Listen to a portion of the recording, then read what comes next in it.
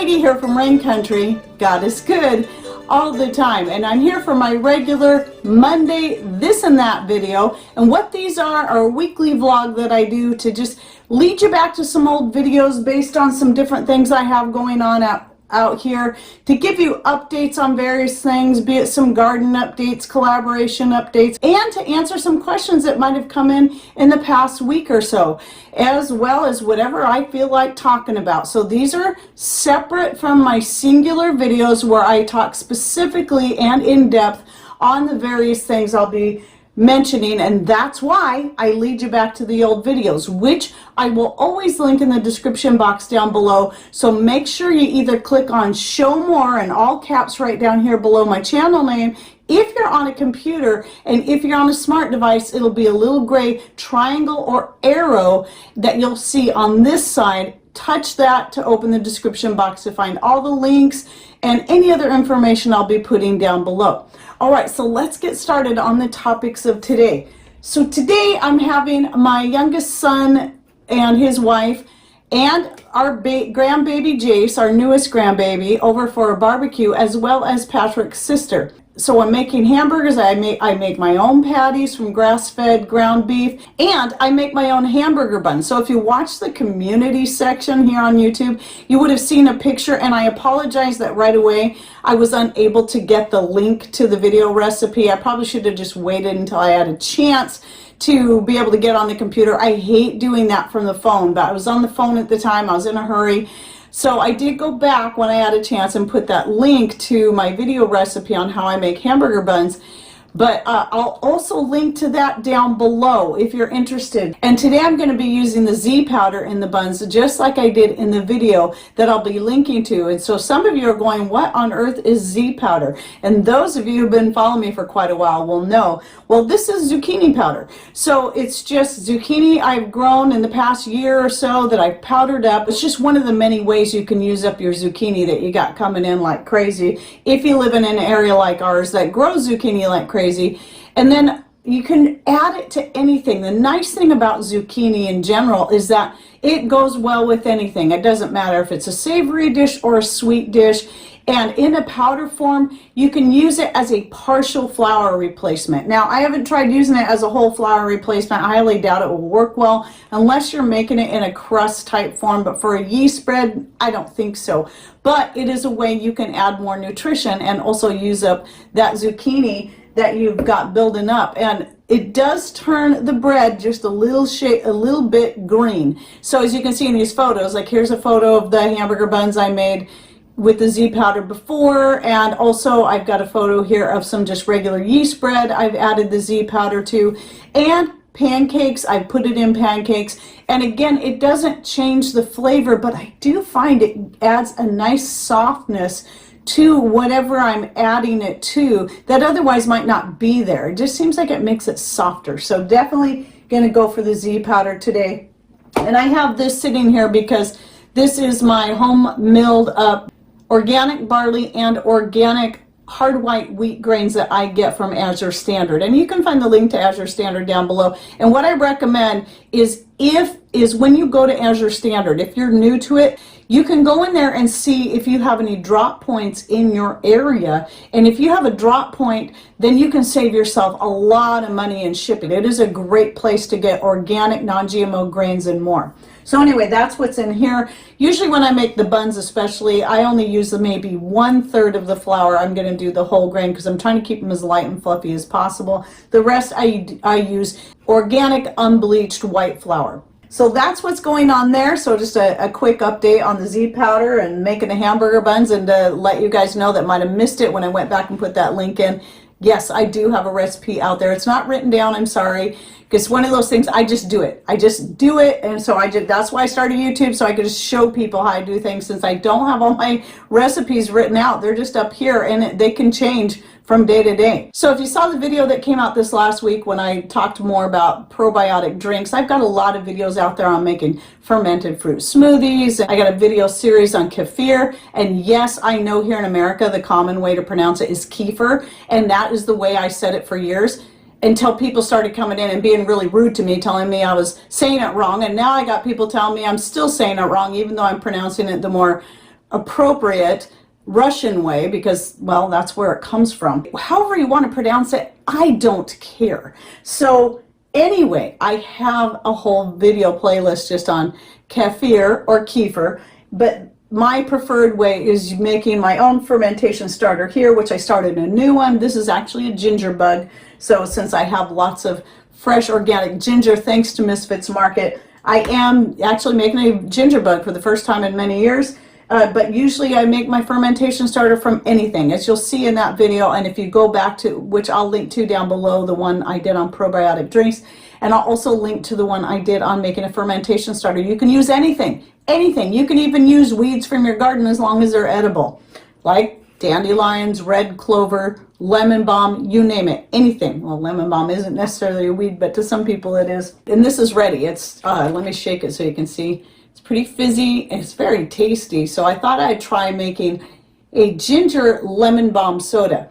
And I really like the flavor of it, but it just needs a little bit more flavor to it. So the next time I make it, I'm going to put more ginger and more lemon balm. And no, I don't measure stuff out. People always say, well, how much should you put in there? I don't know. I just chop stuff up and put it in there and see how it looks and try it. And if I think it needs more next time, I'll chop up more ginger. I'll pick some more lemon balm and shove it down in there. And I just made a quart jar this time because I wanted to try it first to see if I was going to like it. And I do really like this. Probably almost as much as my spruce tip soda that I made in that video I'll be linking to down below. That one is definitely right at the top of one of my very favorites. Love the flavor of that. But I do still like the orange peel, the citrus peel, even though it's got that bitterness to it, I do still like that one. Oh, and by the way, I mentioned Jace. I'm going to go ahead and show you a couple of photos of him. Yes, he has a lot of hair, and he gets it from both sides of the family, from Marlene's side and from our side. Both of our sons were born with a lot of hair that was coming down over their ears when they were born, and Jace is no different.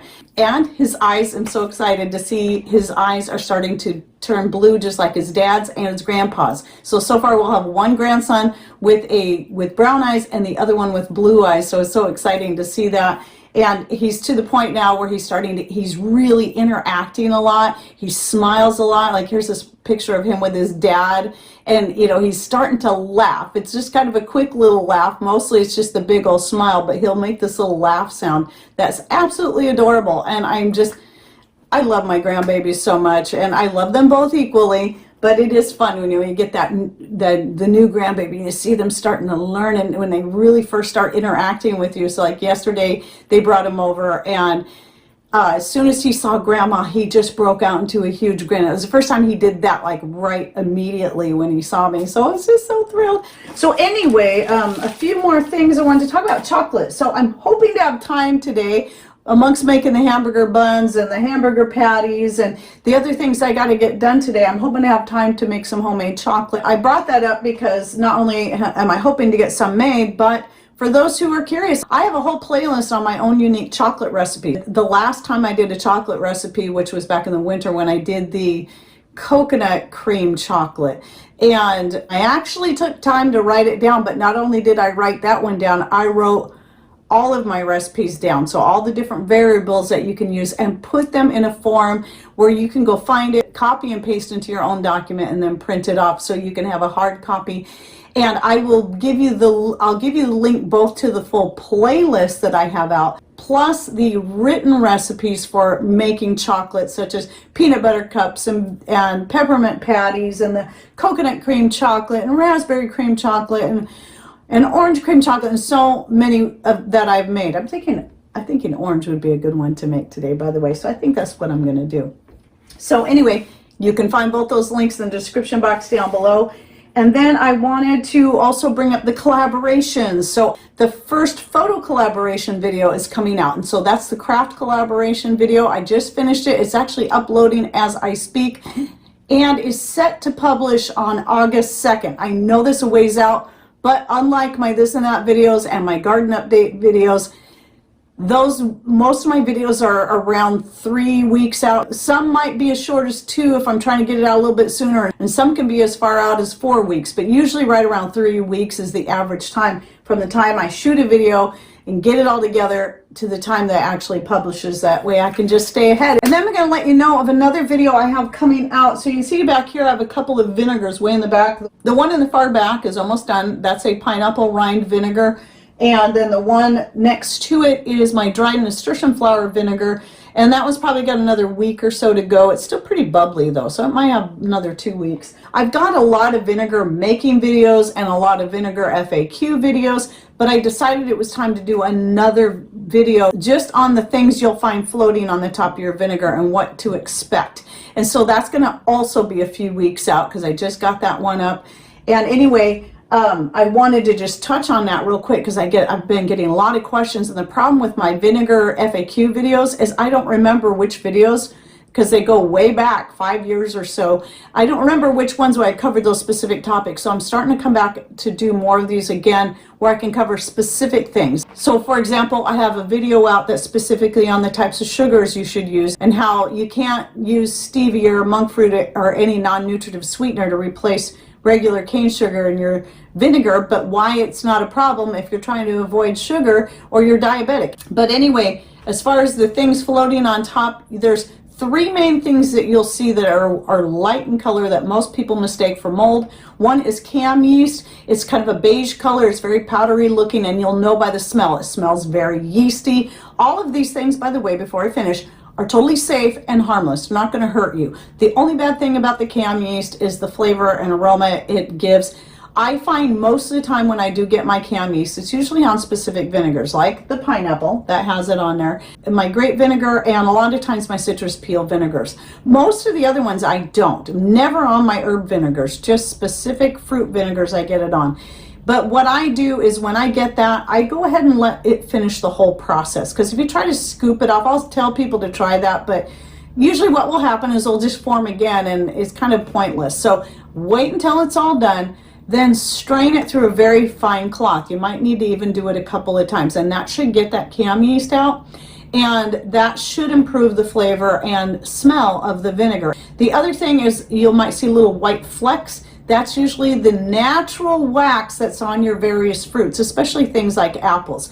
And it is a natural layer. Yes, they do artificially wax things that they sell in the store to make it look better, but most fruits will put out their own wax. You'll see it on grapes, apples, and usually most of your things with a smoother skin, and that's just a natural protective layer, and that starts to come off during the fermentation process of your vinegar, especially if you're using those skins in there, which I almost always am doing. And then the other thing is going to be your SCOBY. So it'll be a gelatinous mat that will start to form. Sometimes it'll look very paper thin, and then it'll just keep getting thicker and thicker. Sometimes you'll see several layers of this paper thin. It's just the symbiotic culture of bacteria and yeast that forms, just like you'll see on your kombucha. And totally safe, and it's just another sign of a healthy vinegar. You won't see it on all your vinegars though. For me, they form most commonly on my apple and peach vinegars, but I don't know that I've ever had one on my herbal vinegars. But I get very healthy herbal vinegars. So anyway, I go into more detail on that in the video that's coming out. I just wanted to throw that out there real quickly, let you know here, and be watching for that more detailed video to come out where I also answer a few more questions about vinegar making. I do plan on doing a tour video again this Wednesday. I'm trying to get one out every Wednesday until I get through all the different garden updates. And then everything in between will be in this and that videos where I give you just some little highlights of how things are going, especially of the garden areas I've already covered in the tours, because things are always changing. So the potatoes out front, they're at least 2 weeks behind. When I shot that front yard garden video a couple of weeks back, the potatoes were still only like this tall, which was crazy. Well, suddenly they've doubled in size and they're starting to flower, which means they're finally starting to catch up to where they should be. My rhubarb's really starting to look healthy again like it did a month ago, and then it got stunted because of the cold that moved back in again. And now we're getting at least consistent enough warm weather that more things are starting to explode, just like my grapevines and more. The strawberries are several weeks behind, but they are starting to get red now. So there's a lot of good things going on. Most of my perennial herbs are exploding and doing wonderful, but sadly, we've had some very odd losses here. Now, a few garden related videos back, I think I mentioned, and might even show pictures, my apple tree, our old apple tree alongside the house here, had blossoms all over it like it should have. All of those have died. The branches are starting to look dried up and losing their leaves. Never seen this happen to our apple tree out there before. It's been here since we bought the place back in 1990. And so it's really kind of bizarre, and I'm afraid the whole tree might be dying off. Our two peach trees out front that have never been very productive anyway, they're both dead. Both of them. We've had them for years, and they're both just dead. The one, the bigger one, started getting leaves on it. The leaves are all gone, and they're dead. I don't know what's going on. My little cherry trees out front, one's doing better than the other. The other one appears to have some kind of blight. And the only fruit tree that we have that actually is doing good is the quince tree, the one that I thought had lost all its blossoms but then got some. That one looks the healthiest. Well, then I found out from a neighbor across the street who has raspberries, and we were going to start growing raspberries again, and we were going to get some plants from her. We're going to barter with some fresh eggs from our chickens for some of her raspberry plants. Come to find out, her raspberries have some kind of blight, and her plants are not healthy this year. And I mean, we're talking about, our peach trees were never very productive simply because of our area, but we're talking about these things that have been pretty productive and healthy for a long time, and suddenly they're just not doing good. I find it really strange. There's definitely something going on. I don't know if it's because of the weird cold weather we keep getting. In fact, yesterday I was so cold in the house that I was close to building a fire. And I'm like, nope, not gonna do it. It's July. I should not have to build a fire to keep warm. And so I didn't do it. But that's how cold it keeps getting. We have these, we'll get little brief moments of warmth and even some really hot weather. Like I think we got in the mid 90s last week sometime. Then all of a sudden it went back to cold again. And I think that's part of what's taking the toll on our gardens. I know that's why a lot of things are far behind, but the weird blight that we're starting to see on different perennials especially is really disconcerting, especially our old apple tree. Now our younger apple tree on the same yard but closer to the corner, it looks a lot healthier. It's not doing that, but it also had a lot of blossoms on it and looked like it was going to get a good amount of apples. They're all gone. No apples. We're not getting any apples on that. So we have no apples. But thankfully, especially in the greenhouse, because we use that, the Misfits Market insulation that they put in their bags, we've been using that to close in all the soffits in the greenhouse, and it's been staying, even on the colder days, it's nice and warm in there. So my tomatoes are doing really good. And these are the tomatoes I almost lost. In fact, I did lose quite a few plants when it froze again, even in the greenhouse. They froze, and a lot of them died, and some of them just struggled and sat the same height for about a month or two. Now they're getting big enough, I'm starting to have to tie them up. So they're probably, several of them are probably 2 to 3 feet tall, so that's pretty good for here, considering how far behind my tomatoes are. I'm getting lots of flowers, so looking really good out there. My cucumbers out there are really looking happy. And several other things like my basil, which I think I mentioned in last week's video. And then also the covered area. It's not fully closed in greenhouse. It's covered and it's got a back on it, but it's open in the front. Things are doing good in there. Like that's where my beans are looking the best right now. They're looking at least closer to how they should look this time of year than the rest of my beans. But so what that's telling me is I think definitely we're going to have to do more covered areas and make pretty much our whole backyard a greenhouse. I think if this weather like this continues, I don't see any other option than to do that, to be able to get, for a lot of my annuals, to be able to get more out of our garden. Because even the stuff that likes the cooler weather, such as the zucchini and the potatoes, snow peas, that's the other thing. I'm finally getting flowers on my snow peas. I should have snow peas by now. I'm finally just now starting to get flowers on my snow peas, and they're still not thick and full as they should be. So, and snow peas love cold weather. So I find it really bizarre. So something's definitely different around here. Anyway, So I hope you enjoyed my this and that for the week. And again, I'll try to get a garden update in a couple of days. You should see that. I usually shoot those on a Saturday and then try to get them up on Wednesday. Don't forget to check in the description box down below for any links I'll be putting on the stuff I mentioned here and the specific how-tos as well as the written recipes for the chocolate. All right, well, thanks for watching. Take care and God bless.